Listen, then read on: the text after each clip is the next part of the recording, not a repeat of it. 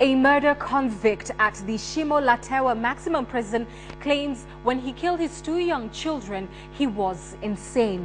What exactly led him to dismember his children in the most chilling of ways? Here is your weekly crime series, Case Files, with KTN's crime and investigations reporter, Dennis Onsarigo.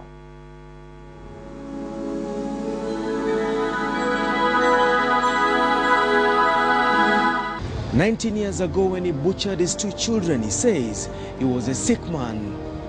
19 years later, he wants to go home and rejoin his family. The state versus Ramadhan Kombe.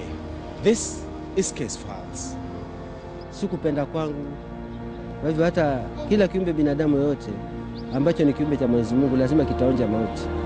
Na wale walienda mbele za haki.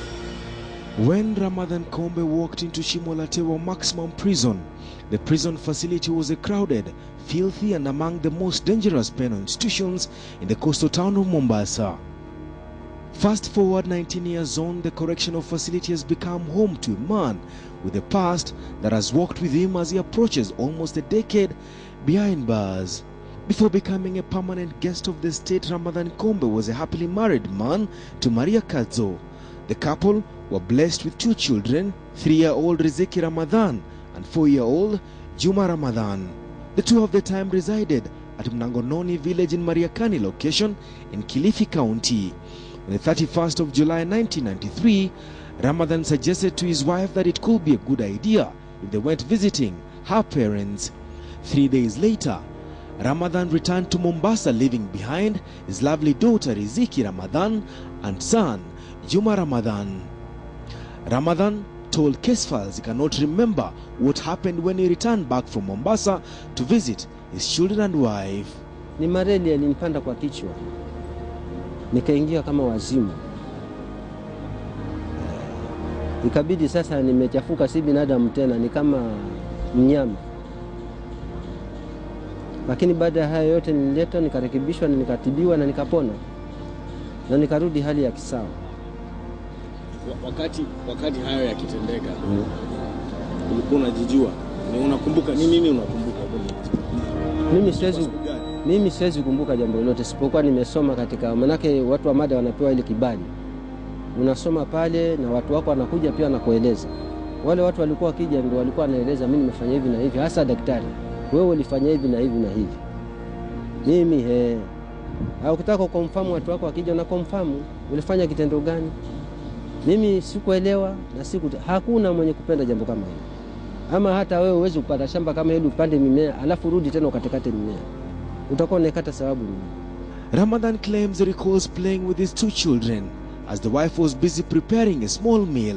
But reflecting back almost a decade, Ramadan says he was not of sound mind.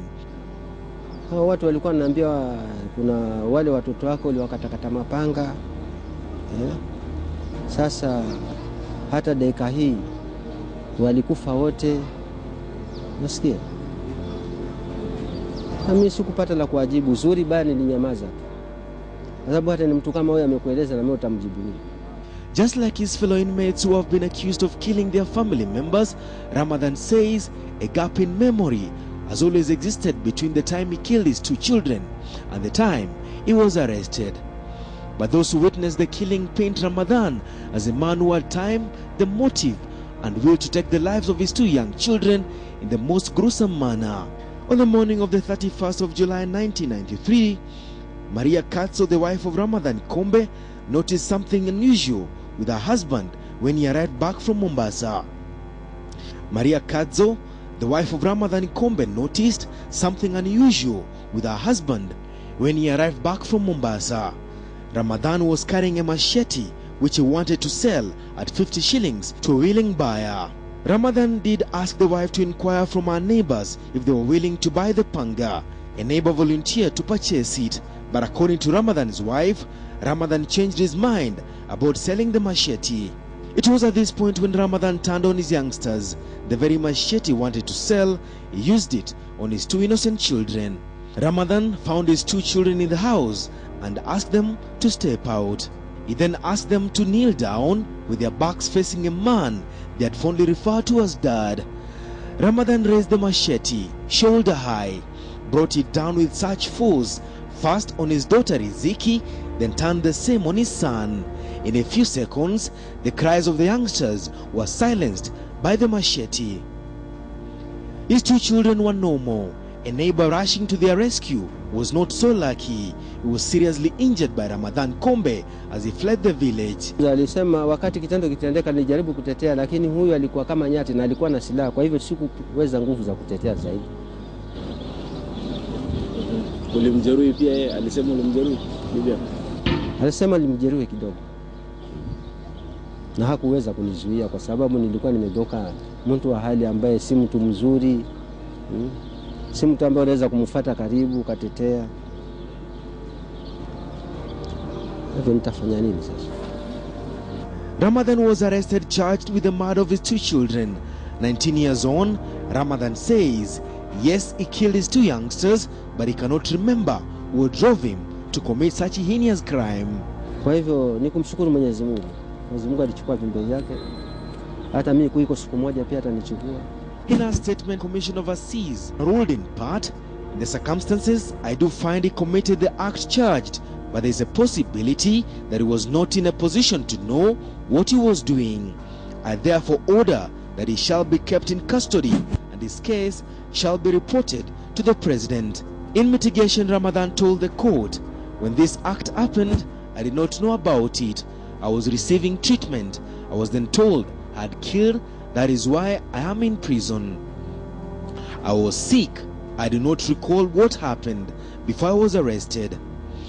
Ramadhan was jailed for life for the murder of his two young children, and despite an appeal against his sentence on the grounds he was a sick man when he dismembered his children, the appeals court upheld the judgment of the High Court. For 19 years now, he has lived with the gruesome reminder of the murder of his two children. Ramadhan Kombe is set to spend the rest of his life behind bars. Hii nikitoka hapa, Mungu anijalie nimetoka. Nitakwenda kukutamarika wale watoto wangu ambao washakuwa sasa ni underage kwa na wewe jambo nilifanya mwenyewe utafikiria nini? Hicho ni kidonda cha roho, hata bila kupigwa, bila kutukanwa utakufa ukiwa na hicho kidonda chako hivyo.